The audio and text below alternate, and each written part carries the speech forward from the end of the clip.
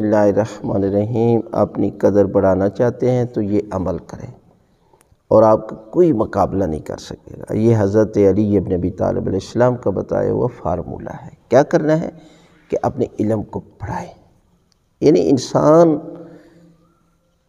باقی انسان ایک جیسے ہیں، آنکھیں، کان، زبان، یہ پوری باڈی، صرف ایک علم ہے کہ جو انسان کو دوسرے انسان سے امتیاز دیتا ہے۔ اور اسی لیے علم کی اس قدر اہمیت ہے کہ اللہ کے رسول نے فرمایا کہ مرد اور عورت کا علم حاصل کرنا واجب ہے۔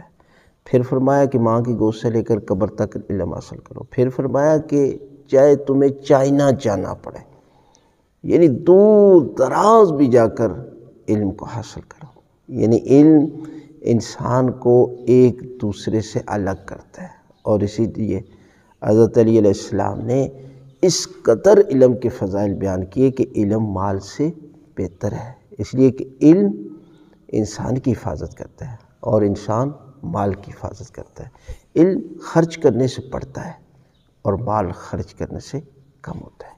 یہی وجہ ہے کہ علم والے کے دوست زیادہ ہوتے ہیں اور مال والے کے دشمن زیادہ ہوتے ہیں۔ لہذا آپ اپنے اندر جدید تقاضوں کے مطابق علم حاصل کریں تو یقیناً آپ دنیا و آخرت میں کامیاب ہو جائیں گے۔